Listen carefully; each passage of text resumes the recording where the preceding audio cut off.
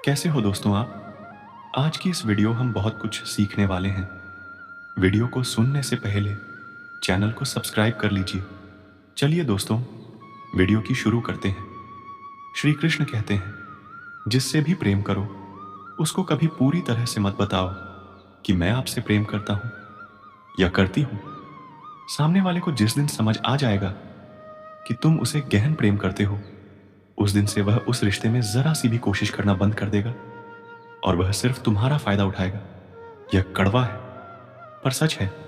सच्चा प्रेम आपकी इज्जत की धज्जियां उड़ा देगा, आपको आपके घर पर ले आएगा, लेकिन आप टूटेंगे और आपको एक असीम आनंद और ज्ञान की अनुभूति होगी। अगर पहले दर्द झेलने की हिम्मत हो तो किसी से दिल लगाएं, वरना ना लगाएं। एक बार अर्जुन ने श्री कृष्ण से पूछा, केशव, तुम्हारे सबसे नजदीक कौन है? कृष्ण ने कहा, हे पार्थ, वह इंसान जिसके पास बदला लेने की शक्ति हो पर उसने फिर भी माफ कर दिया हो, ऐसा इंसान सदैव मेरे करीब होता है।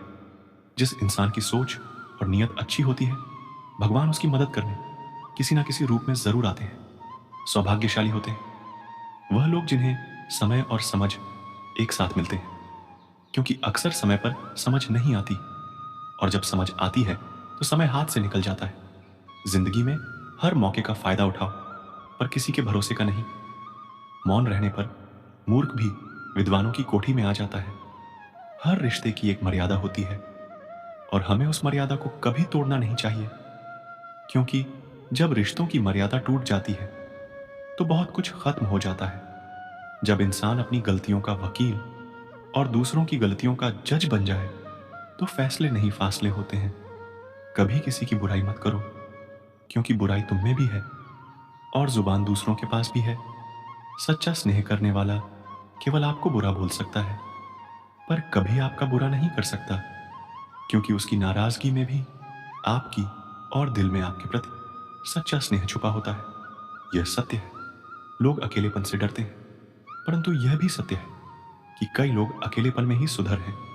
अगर हर कोई आपसे खुश रहे तो निश्चित है आपने अपने जीवन में बहुत से समझौते किए हैं, और अगर आप खुश हैं तो यह निश्चित है कि आपने लोगों की बहुत सी गलतियों को नजरअंदाज किया है। शरीर तो एक दिन छूट ही जाएगा, इसके साथ ही इससे जुड़े सगे संबंधी, धन संपत्ति आदि भी छूट जाएंगे। इसलिए सब कुछ माया है, साथ तो केवल आपका कर्म और भक्ति ही जाएगी। इसलिए सत्कर्म और भक्ति रूपी धन को एकत्रित कीजिए। मनुष्य कितना भी गोरा क्यों ना हो, परंतु उसकी परछाई सदैव काली ही होती है। मैं श्रेष्ठ हूं, यह आत्मविश्वास है, लेकिन मैं ही श्रेष्ठ हूं, यह अहंकार है। इच्छा पूरी नहीं होती तो क्रोध बढ़ता है, और पूरी होती है तो लोभ बढ़ता है। इसलिए जीव जीवन में हर स्थिति में धैर्य बनाए रखना ही श्रेष्ठता है। जीवन में ऊंचा उठने के लिए पंखों की जरूरत केवल पक्षियों को ही पड़ती है। मनुष्य तो जितना विनर्स उठता है, जीवन में कभी निराश मत होना। क्या पता कल ही वह दिन हो जिसका तुम्हें बरसों से इंतजार था। समझदार व्यक्ति जब संबंध निभाना बंद कर दे तो समझ लो कि उसके आत्मसम्मान को कहीं ना कहीं ठेस पहुंची है। व्यक्ति जो चाहे बन सकता है, अगर वह ध्यान लगाकर इत वस्तु का चिंतन करें और उसके लिए लगातार मेहनत करें। बुद्धि को छोड़कर भावनाओं में बहने वाले जीवन में मूर्ख बनकर रह जाते हैं, क्योंकि भावनाएं ज्यादातर हमें बेतुकी चीजों की ओर खींचती हैं।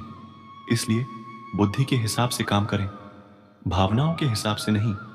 अपनी प्रार्थना और अपने कर्मों पर विश्वास रखिए। भगवान आपको वह सब देगा जो हर हाल में आपका है।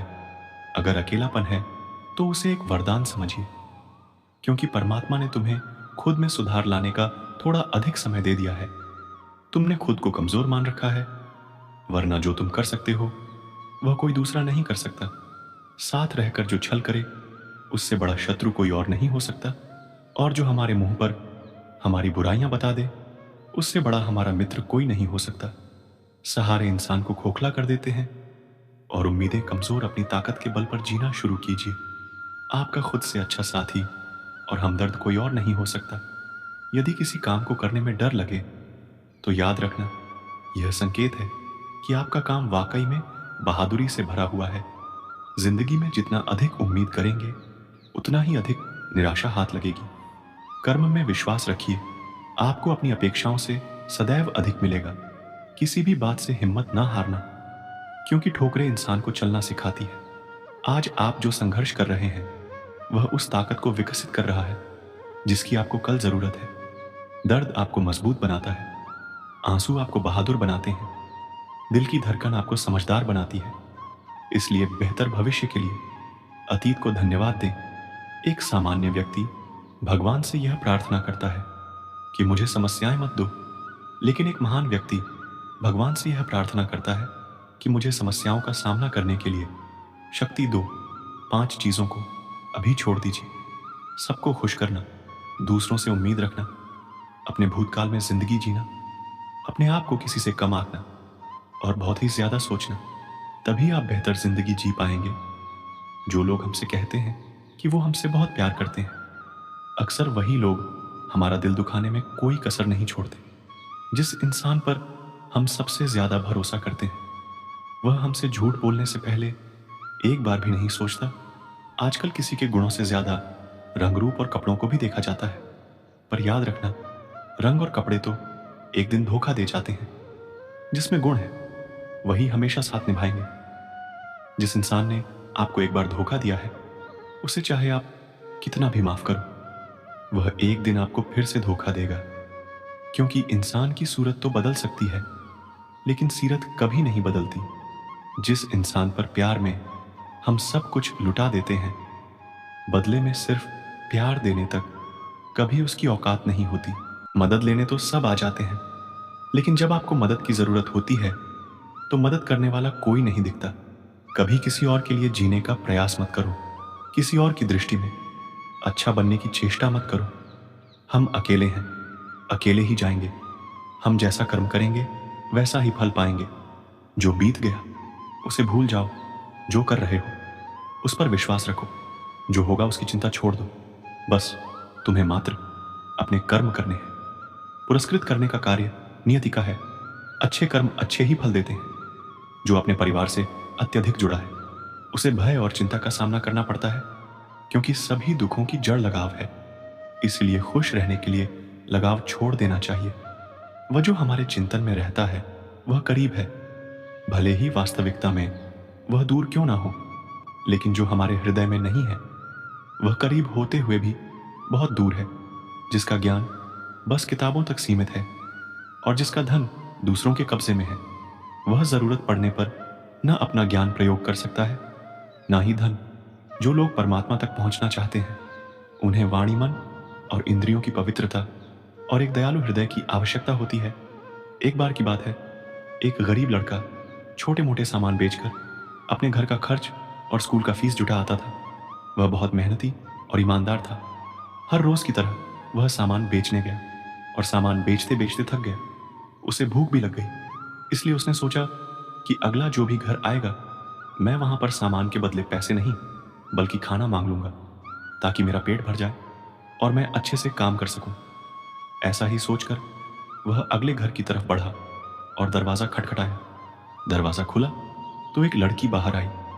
यह उसे देखकर कुछ बोल ही नहीं पा रहा था कि उसे सामान के बदले पैसे नहीं बल्कि खाना चाहिए। वह इतना थक चुका था, उसके अंदर कुछ भी समझने की क्षमता नहीं थी। वह जल्दी बाजी में बोल पड़ा, मुझे पानी चाहिए। लड़की ने उसके चेहरे की तरफ देखा। वह काफी थका हुआ और परेशान लग रहा था। वह समझ गया कि इसे बहुत जोड़ों की भूख लगी है, इसलिए वह बिना बोले ही पानी के साथ खाना भी ले आई। लड़के ने खाना लिया और खाने लगा। खाना खाने के बाद उस लड़की से कहा, आपने मुझे खाना दिया, उसके बदले आप मेरे सामान में से जो चाहे ले सकते हैं। लड़की बोली, मुझे आपके सामान में से कुछ नहीं चाहिए। मैं आपकी हालत देखकर समझ गई थी कि आप थके हुए हैं, परेशान लग रहे हैं, इसलिए मैं आपके लिए पानी के साथ खाना भी लेकर आई। मेरी माँ कहती है, हमेशा अच्छे कर्म करते रहना चाहिए। ईश्वर की भी यही इच्छा होती है। ऐसा कहकर लड़की ने दरवाजा बंद कर लिया। लड़का ने उसे धन्यवाद कहा और अपने घर की ओर चल दिया। समय बीतता गया और धीरे धीरे उस लड़के ने अपना स्कूल पूरा किया। अब वह कमाने में थोड़ा सक्षम हो गया, इसलिए उसने यह निश्चय किया कि वो डॉक्टर बनेगा। उसने एक अच्छे कॉलेज में एडमिशन लिया और काम के साथ साथ साथ कॉलेज की फीस भी भरता गया। अब वह लड़का एक बहुत ही बड़ा डॉक्टर बन चुका था। बरसों बाद एक महिला उसके अस्पताल में भर्ती हुई, जिसकी हालात बहुत नाजुक थीं। जब उस लड़के ने उसे देखा, तो वह समझ गया, यह तो वही लड़की है जिसने मुझे बरसों पहले पानी के साथ खाना भी दिया था। अब डॉक्टर किसी भी कीमत पर उस लड़की को खोना नहीं चाहते थे, इसलिए उन्होंने अपने सीनियर डॉक्टर से बात करके उन्हें बुलाया और अच्छे से अच्छा इलाज करवाकर लड़की की जान बचा ली। लड़की के परिवार वालों के पास इतने पैसे नहीं थे कि वह अच्छा से अच्छा इलाज करवा पाए, लेकिन लेकिन डॉक्टर ने उसे अपने पैसों से उस लड़की का इलाज करवाया। डॉक्टर ने एक लिफाफे में बिल के साथ एक चिट्ठी भी लिखकर डाल दी और उस लड़की तक पहुंचा दिया। जब उस लड़की ने लिफाफा खोला, तो उसने पाया कि उसका बिल तो पहले ही भरा जा चुका है। यह देखकर उसे आश्चर्य हुआ कि आखिर मेरा बिल भरा किसने। इसके बाद उस लिफाफे में पड़ी चिट्ठी को खोला, जिसमें लिखा था, आपका बिल अभी नहीं भरा गया है, यह तो आपने बहुत साल पहले ही भर दिया है। एक लड़के को पानी और भोजन देकर यह बात आपको आज पता चली। इसे पढ़ते ही उस लड़की को याद आया, उसने बहुत साल पहले एक लड़के को भोजन और पानी दिया था। तभी डॉक्टर साहब उसके पास आ खड़े हुए और बोले, अब कैसी तबीयत है आपकी लड़की? बोली, डॉक्टर साहब, मेरी तबीयत बिल्कुल ठीक है, मैं जानना चाहती हूँ कि मेरा बिल भरा। किसने? डॉक्टर बोला, मैंने आपका बिल भरा है। मैं वही लड़का हूँ जिसे वर्षों पहले आपने पानी और भोजन दिया था। आज मैंने आपके अच्छे कर्मों का फल लौटा दिया है। लड़की बोली, आपको देखकर खुशी हुई कि आपने मेहनत करके इतने बड़े डॉक्टर बन गए। आपका बहुत बहुत धन्यवाद, जो जो आपने मेरे लिए इतना किया। डॉक्टर बोला, मैंने आपके लिए कुछ नहीं किया है, जो आपने किया है वही लौटकर आपके पास आया। आज मेरे अनुभव ने मुझे बता दिया कि मनुष्य जो करता है वही लौटकर उसके पास आता है। इस कहानी से हमें क्या सीख मिलती है कि अच्छे कर्म कभी व्यर्थ नहीं जाते। लड़की का एक छोटा सा काम, जिसने उस लड़की की भूख मिटाई थी, आज उसके जीवन का सबसे बड़ा सहारा बन गया।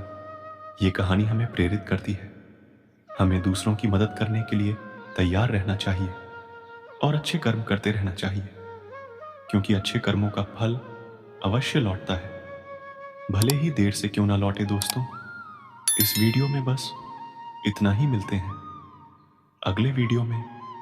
अपना ख्याल रखिएगा। जय श्री कृष्ण। राधे राधे।